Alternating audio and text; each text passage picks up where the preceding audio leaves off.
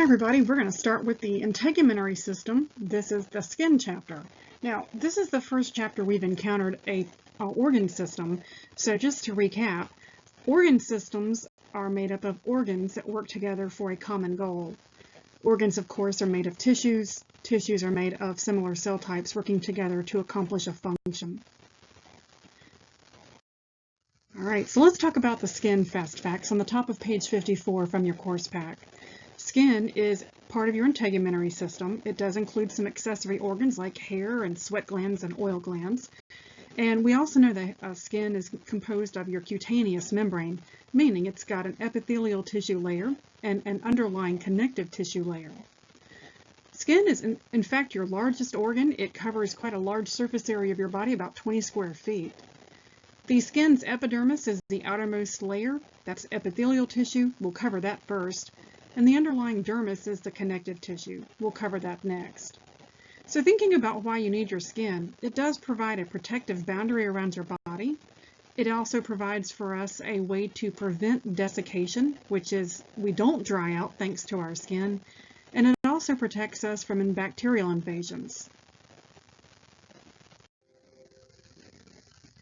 So there are two main layers to your skin, an outer layer, thinner layer called the epidermis. We'll cover that one first. There's also a deeper portion to your skin known as the dermis. We'll cover that one next. The hypodermis is made up of fatty tissue or loose adipose connective tissue. It sits beneath the dermis. Now, that's technically not part of the skin. Keep in mind these prefixes. Epi means above or upon, so that particular part of your skin is above the dermis. Hypodermis, hypo means below or under, so it's sitting under the dermis of the skin. Now, if you have trouble keeping that straight, just use those prefixes to help you out. Plus, when I was in school, kids used to joke and say, hey, your epidermis is showing, when in fact it was just the outermost layer of skin that was visible. So, epidermis is the visible outer, thinner portion of your skin. Here we can see the epidermis and the dermis again. By now we should be pros at identifying epithelial tissue, which is the topmost layer here known as the epidermis, and the underlying connective tissue, which makes the dermis. You may recall the epidermis is made of keratinized, stratified, squamous epithelial tissue. The dermis down below is made up of connective tissue. We'll talk more about it in just a moment. Here again you can see the upper epidermis. It is in fact the thinner of the two layers. The deeper dermis is a thicker region of the skin. Now in this picture you can also see some keratin on the outermost surface. It makes a glassy layer out there. I'll just put K there for keratin. So let me give you a moment to jot down these three cell types on page 54. We find that we have keratinocytes in the epidermis. We have melanocytes, and we have Langerhans cells. All right, so we know from previous discussions that the suffix cyte, C-Y-T-E, means mature cell. Keratinocytes are cells that make keratin. Melanocytes are cells that make melanin, a skin pigment. Langerhans cells are actually a type of white blood cell. In this picture, you can see the keratin that forms an outermost covering for the skin. It is a dry, waterproofing protein that helps to prevent fluids from not only traveling into our skin, but also from fluids escaping from our skin. So we think of that keratin as a waterproofing covering on the outermost portion of your skin. You do not have keratin on the inside moist mucous membranes. It's only found on the epidermis of the skin. Melanocytes are found in the deepest layer of your epidermis. You can see in this picture, this region right here is your epidermis made up of epithelial tissue. Down below here is your basement membrane. You'll notice these deeper purple colored cells down here. That's because they are the ones producing melanin. Those are the melanocytes. Over time, the melanin travels up toward the apical surface and is sloughed off. Now, if you're exposed to sun or UV radiation, the melanocytes make more melanin in response to that UV radiation. It takes about 2 to 4 weeks for that melanin to travel to the upmost layers and be sloughed off with the dead skin cells. That's about how long the tanning effect lasts when you're exposed to UV radiation. The whole point of melanin is to darken and protect the underlying layers of the epidermis, and then this layer down here, which we know as the dermis, made up of connective tissue. So melanin is meant to be a protective covering or a protective type of protein that helps to keep the UV damage away from that deeper dermis layer. Some people also have keratin, which is a yellowish colored pigment. By contrast, melanin is a brownish black colored pigment. Here again you can see melanocytes in these pictures. This melanocyte looks like a spider. It has arms that travel up through the keratinocytes. These arms contain pigment. Those pigment pockets get trapped in cells, and of course those cells become darkened due to the melanin. So as the skin ages, the melanin is carried to the topmost layers near the apical surface and sloughed off. You can see here that UV penetration goes through the dermis, sometimes as deep as through the dermis as well. The UVA radiation penetrates through both the epidermis and the dermis, while UVB penetration goes through the epidermis only. Interesting picture here. Notice this man has two distinct sides of his face. He drove a truck for nearly 30 years, and here in the northern hemisphere, our sun comes mostly from the south.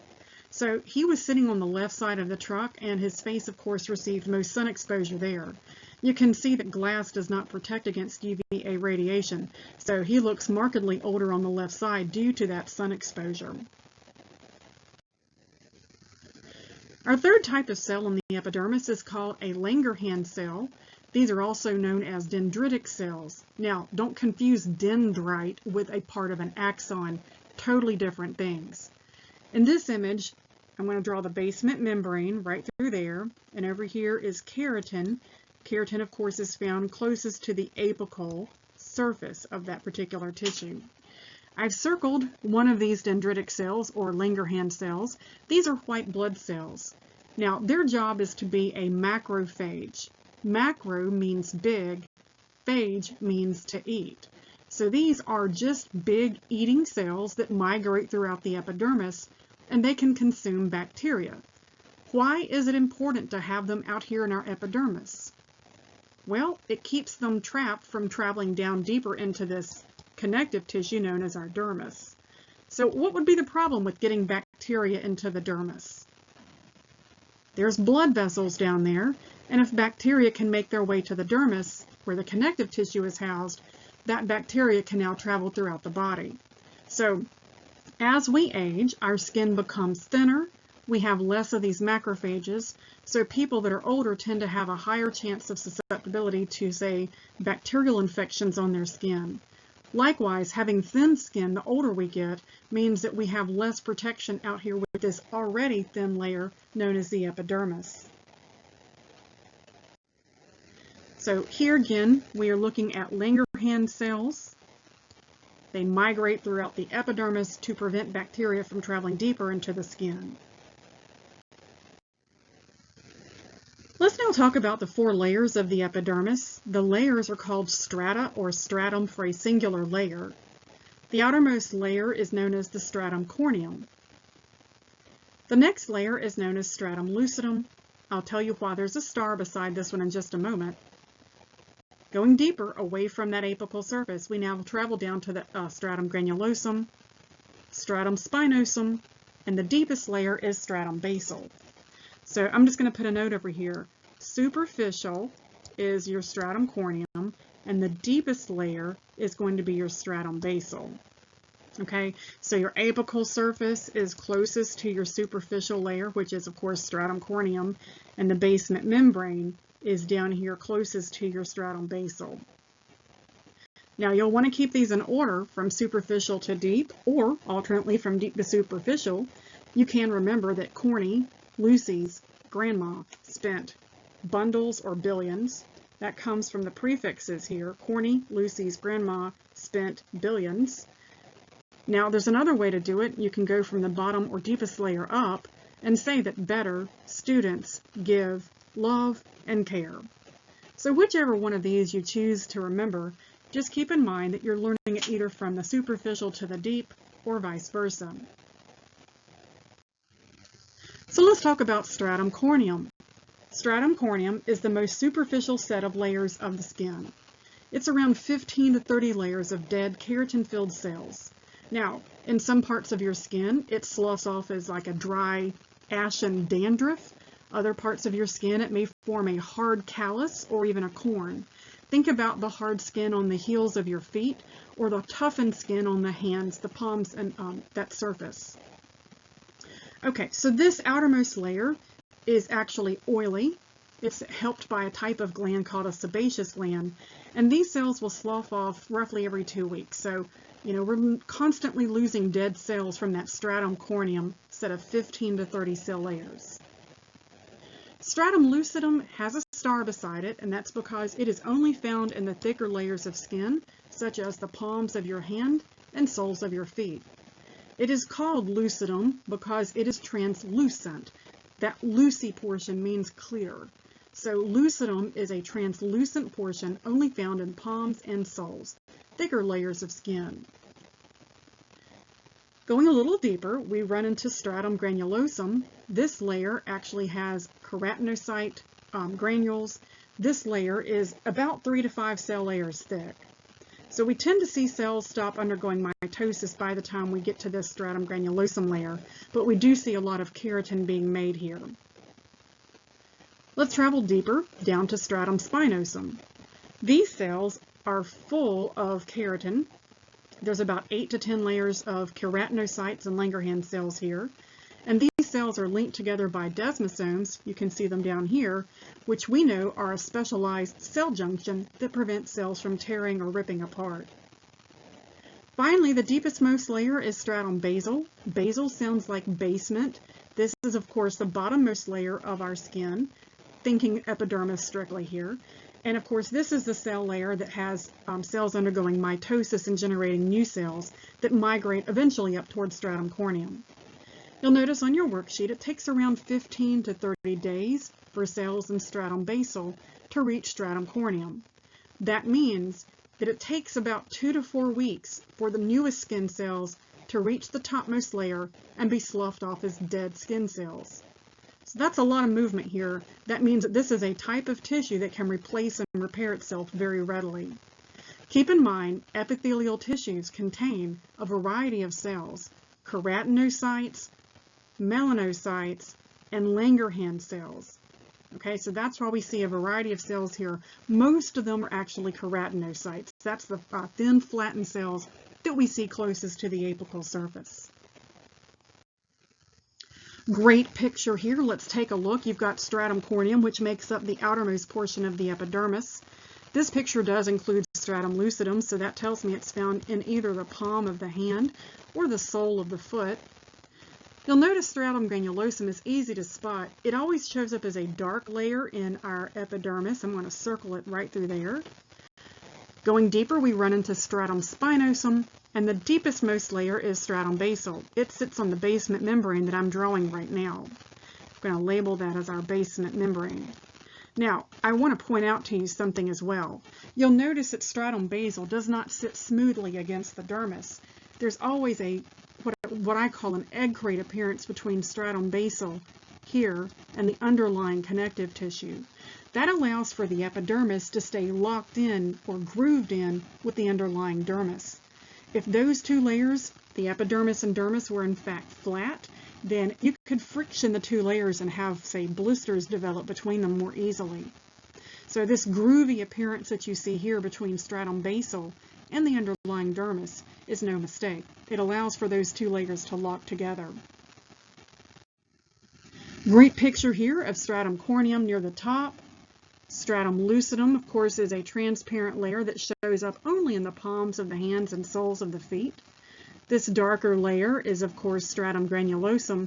That's full of some cells producing keratin.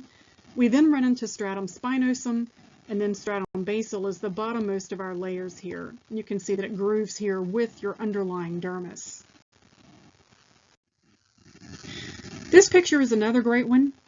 Again, let's start from the bottom this time. You can see the basement membrane is the layer that connects us to the underlying connective tissue. It's always a groovy egg crate appearance. Stratum basal, or basalis as they call it here, is the layer that's got the newest cells undergoing mitosis. As we travel toward the apical surface, we run into what layer next? We travel into spinosum next. The dark layer through here is going to be granulosum. This clear layer is lucidum. And then, of course, stratum corneum is going to take you to the very topmost apical surface of this tissue. All right, so you should be a pro by now, right? Stratum corneum to the left of the picture. That means your apical surface is also to the left. And stratum basalis is nothing more than stratum basal. It forms this groovy connection between the epidermis and the underlying dermis. Granulosum, like I mentioned, is easy to spot because it forms a somewhat dark layer, and it kind of is a boundary between the underlying deeper spinosum and the upper corneum. So this picture doesn't label stratum lucidum. That means it's not the palms or the soles of the feet. So that means it must be pretty much anywhere else on the body. Here's an up-close view of stratum lucidum. Now that does tell me it's located in a specific place. Where would that be? Palms and soles. Okay, another case here of stratum lucidum. Again, this must be an image from either a palm of the hand or a sole of the foot. So, wonderful picture here for us to look at. I want to draw your attention to something. Down here we have the deepest layer, which is stratum basalis. Notice these cells have nuclei. Notice that there are very tightly packed cells. These are undergoing mitosis and traveling upward toward that topmost portion of the epidermis. You'll also notice that stratum basalis has this very groovy appearance with the underlying dermis. Now the dark layer through here is stratum granulosum. And between those two, we're going to have stratum spinosum. As we travel up, it looks like we have a very thin layer there of stratum lucidum that sits on top of granulosum. And from lucidum all the way to the top, this is all stratum corneum, dead, keratin-filled cells very tightly packed. So you can see that about half of the epidermis is in fact stratum corneum. Another shot here of the foot's sole surface, large thick area here of stratum corneum. Because it is the plantar surface, we would assume it has stratum lucidum next. The dark layer here is granulosum. Going deeper, where do we go next? Spinosum, and the deepest layer is basal. Let's talk for a moment about skin pigmentations. On the bottom of page 54, we will talk first about keratin and melanin.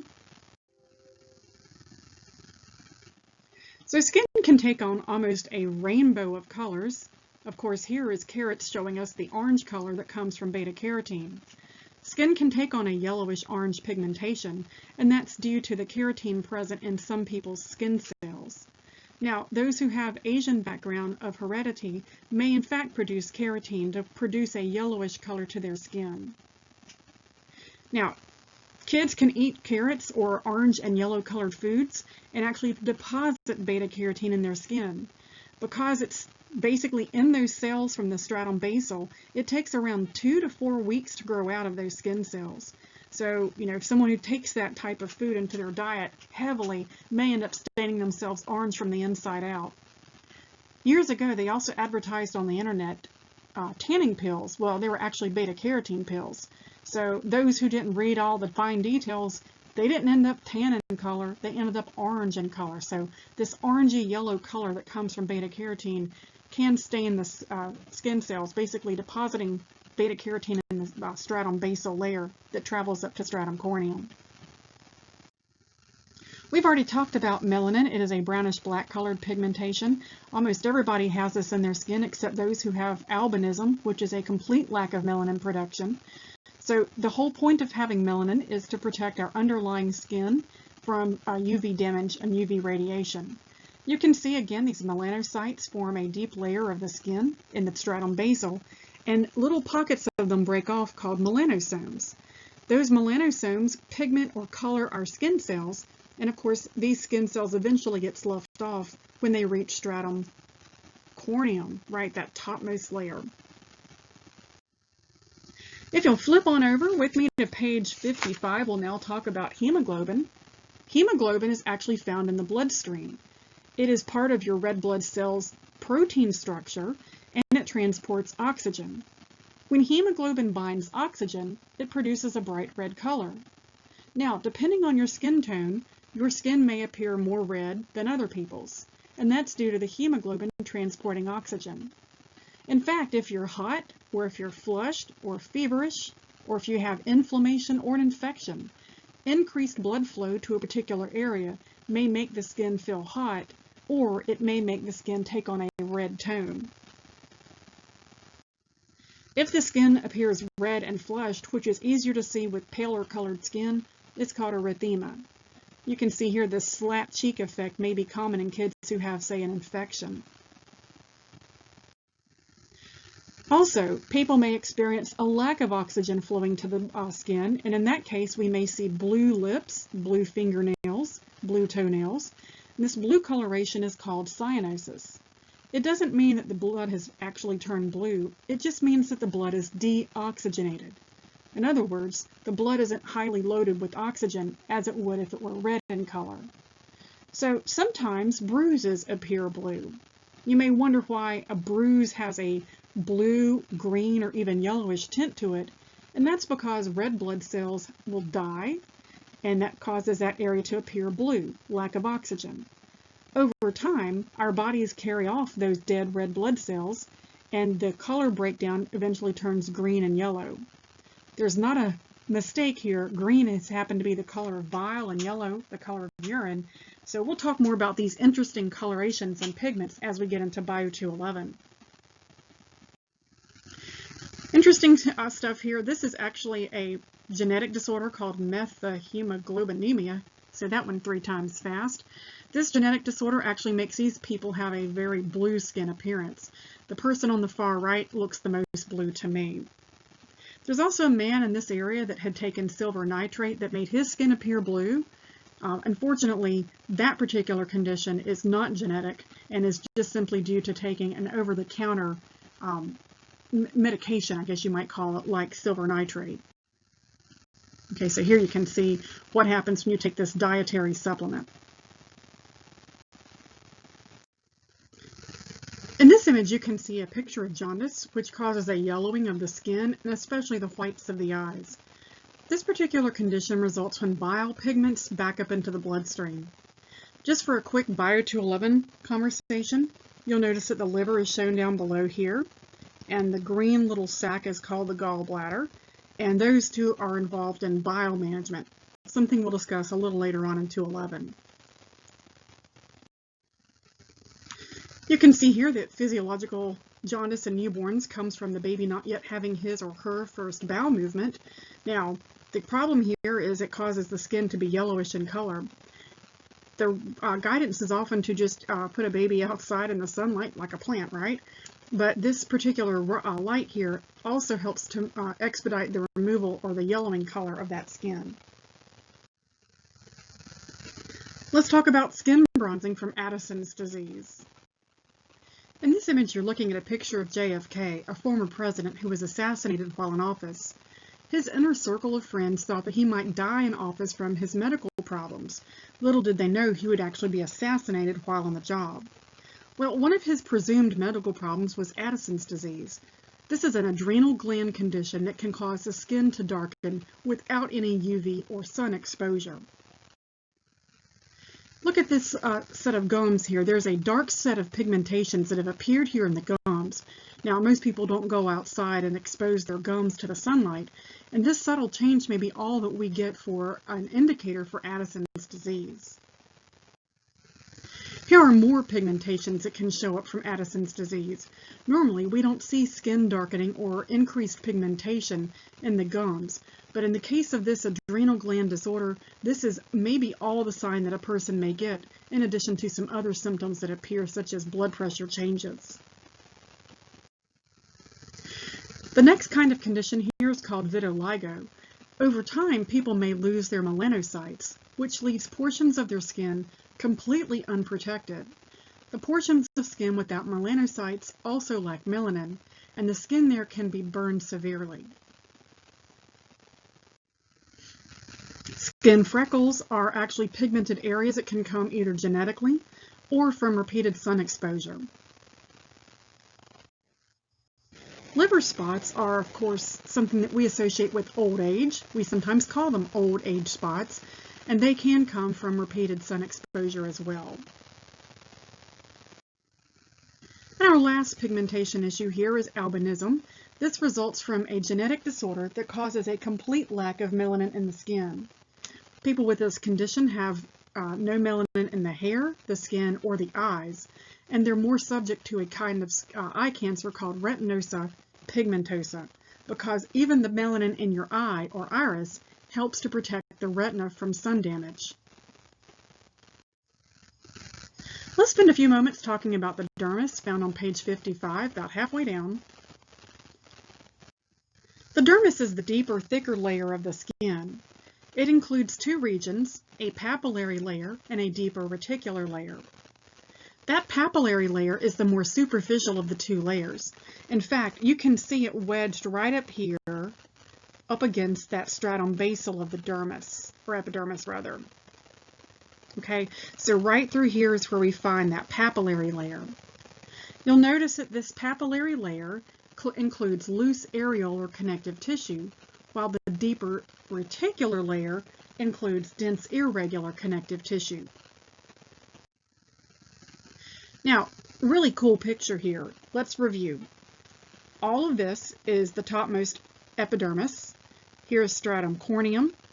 Here is stratum granulosum, spinosum, and basal. We know that the dermis down below is grooved with that stratum basal to help keep those two layers hooked together. Now we know there's a name for this. These dermal papilla are pieces of the papillary layer that stick up and into that epidermis. That creates this grooved effect that we can sometimes see on our skin surface. In fact, this dermal papillae can form epidermal ridges, fingerprints or footprints. Now, you can only see fingerprints and footprints on the hands and the feet, but do know that this pegging effect is actually present everywhere on the skin. It's just visible where you need a little extra grip, such as on the palms of the hands and the soles of the feet. Now, also present here in the papillary layer are blood vessels and nerves. Those blood vessels give a great blood supply up there to that very thin epidermis. So that's how the epidermis gets its nourishment, from a blood supply in the dermal papilla that serve that stratum basal. That's why the epidermis can only be so thick. Diffusion can only carry those nutrients so far into that epidermis. Another great view here of the papillary layer and the deeper reticular layer. I think here you can see a pretty distinct difference between the types of tissues forming the papillary layer and that deeper reticular layer. Another great image here, the epidermis at the left. And of course, this grooved appearance here is where the dermis and epidermis come together. And the papillary ridges here are formed by these pieces of the papillary layer poking up there into the underlying portions of your epidermis. Another dermal papilla.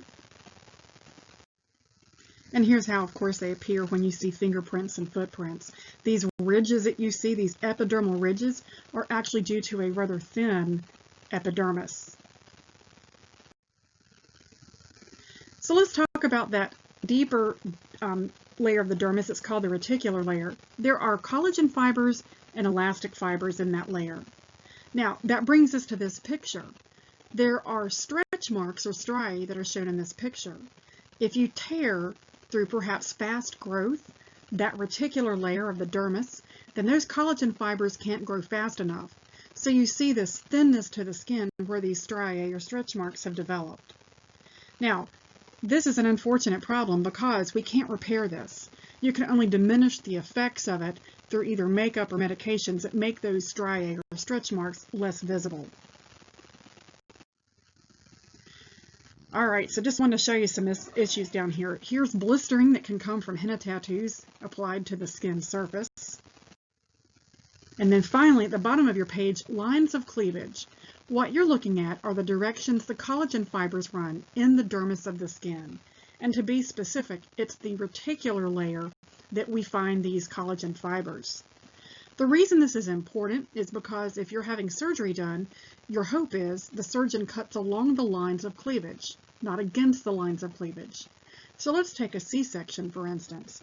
If a C-section really follows these lines of cleavage and makes a V-shaped mark, then that would cause the skin to heal most readily. However, if the line of cleavage is cut and those collagen fibers have to knit back together, then that makes it more difficult for that skin to heal.